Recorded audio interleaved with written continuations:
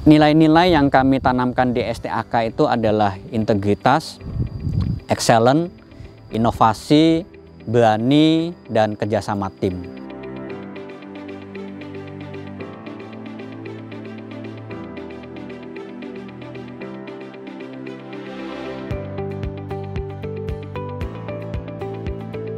Salam semua, saya Ahmad Tabrani.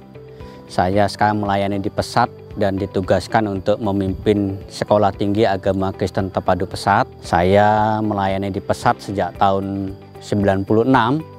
93 saya masuk ikut pendidikan di Pesat, 96 selesai, dan sejak itu saya melayani bersama dengan Pesat.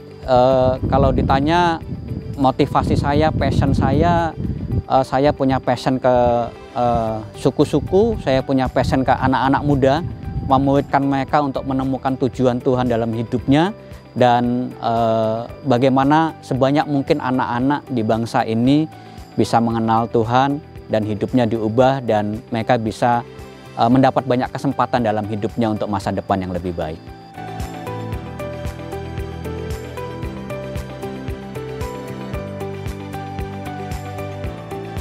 STAK Terpadu Pesat atau Sekolah Tinggi Agama Kristen Terpadu Pesat adalah lembaga pendidikan tinggi yang mendidik anak-anak muda. Untuk anak-anak muda ini disiapkan menjadi tenaga misionaris yang akan diutus ke desa-desa dan ke pedalaman-pedalaman. Tugas utama mereka adalah menjangkau anak-anak dan membawa anak-anak untuk menemukan tujuan Tuhan dalam hidupnya. Banyak anak-anak muda dari berbagai pulau, berbagai suku kita didik menjadi mahasiswa di sini. Dan nanti mereka akan kembali ke berbagai daerah, berbagai pulau juga. Saat ini alumni kami sudah melayani lebih dari 20 provinsi yang ada di bangsa ini. Dari Nias, Mentawai, ada yang di Aceh, ada yang di Lampung, ada yang di Sulawesi, di suku-suku terasing, di suku Wana, suku Lauji, ada yang sampai ke Papua, ada di pedalaman-pedalaman Papua bahkan.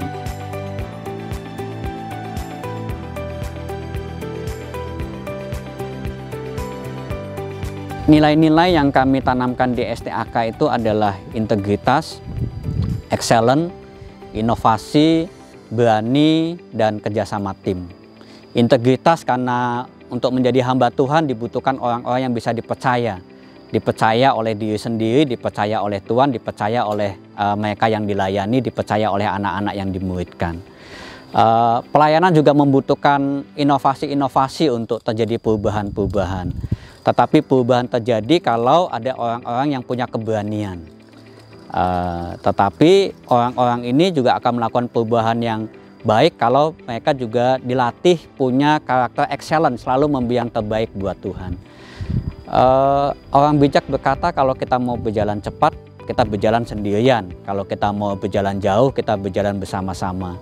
Karena memuridkan bangsa-bangsa, memuridkan anak-anak itu adalah perjalanan panjang, maka kami juga membangun supaya setiap mahasiswa kami bisa membangun kerjasama tim. Jadi integritas, berani, excellent, inovasi, dan kerjasama tim. Itu 5 nilai yang ditanamkan di Sekolah Tinggi Agama Kristen Terpadu Pesat.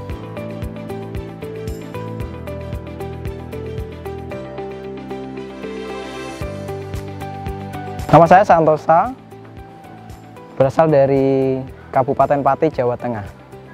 Pelayanan di STAK Terpadu Pesat, bagian akademik. Tanggung jawab saya adalah mengkoordinir proses pembelajaran berjalan dengan baik, kemudian mengembangkan kurikulum berkaitan dengan STAK Terpadu Pesat, ya, kurikulum yang sifatnya nasional maupun kurikulum kekasan di Sekolah Tinggi Agama Kristen Terpadu Pesat ini. Kurikulum kekasannya adalah pendidikan agama Kristen, konsentrasi pendidikan anak usia dini. Proses pembelajaran di Sekolah Tinggi Agama Kristen Terpadu Pesat, mahasiswa belajar mulai jam 8.30.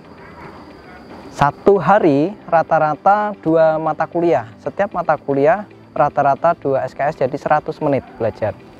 Kemudian mereka akan mengerjakan tugas-tugas terstruktur. Ada tambahan-tambahan pembelajaran yang lain yang mereka lakukan yang sifatnya di luar akademik, pengembangan karakter dan spiritualitas. Mahasiswa STAK Terpadu Pesat dalam proses pendidikannya, mereka melakukan selain belajar di kelas akademis, mereka juga ada yang namanya pelayanan mahasiswa.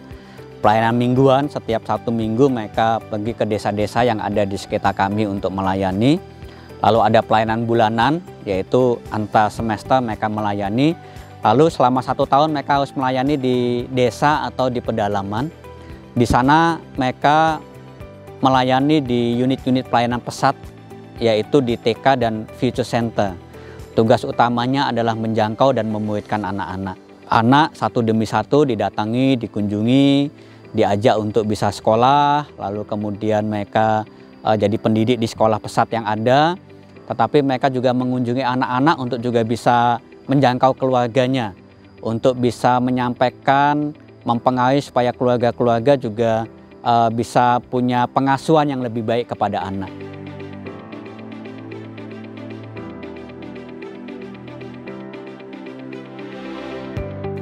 Banyak kisah-kisah di mana mereka ditolong Tuhan, hidup mereka juga diubahkan ketika mereka bertemu dengan anak-anak yang mereka layani. Dan banyak kisah-kisah di mana kemudian anak-anak itu juga tidak mau ditinggal pergi sama kakaknya ketika kakaknya harus kembali ke kampus.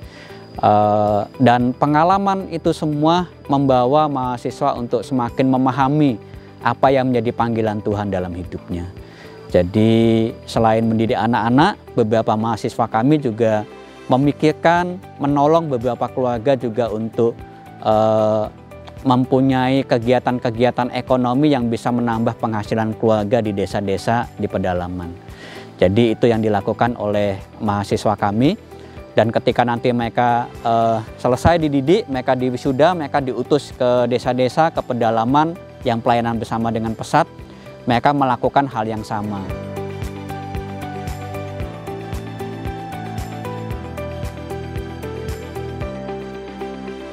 Suka duka saya dalam melayani tentu banyak sekali. Sukanya ya begitu menyenangkan ketika ada orang yang dilayani itu menerima Tuhan sebagai juru selamat pribadi. Ketika kemudian menolong banyak anak-anak muda menemukan Tuhan dalam hidupnya. Ketika kemudian melihat banyak hidup orang diubahkan, itu hal-hal yang menyenangkan. Tentu juga menyenangkan dengan ketemu dengan begitu banyak orang hebatnya Tuhan di bangsa ini, baik mereka yang terkenal namanya maupun mereka yang tidak dikenal, yang melayani di desa-desa, di pedalaman, memberikan hidupnya dengan penuh dedikasi untuk Tuhan. Itu hal-hal yang begitu memperkaya hidup saya. Itu hal yang menyenangkan. Hal yang duka dalam pelayanan ya ketika mungkin melihat mereka yang pernah saya muridkan tidak lagi pelayanan karena sesuatu hal, meninggalkan pelayanan, itu duka yang saya alami. Tetapi juga mungkin untuk keluarga, untuk istri dan anak-anak ketika kami harus pindah dari satu tempat ke tempat lain, seperti tahun lalu ketika kami pindah dari Jakarta ke Salatiga, Jawa Tengah, maka kemudian anak gadis saya harus kehilangan komunitasnya, kehilangan teman-temannya walaupun masih berhubungan melalui media sosial, dan memulai kembali. Jadi ya, remaja butuh komunitas, tetapi dia harus meninggalkan komunitasnya karena mengikuti ayahnya pelayanan. Jadi itu mungkin salah satu duka yang apa ya tidak duka sekali sih, tapi itu harga yang harus dibayar ya dalam pelayanan. Kalau ayah ibunya sih sudah biasa pindah dari satu tempat ke tempat lain, tetapi itu harga yang harus dibayar oleh anak hamba Tuhan. Jadi itu suka dan duka dalam pelayanan.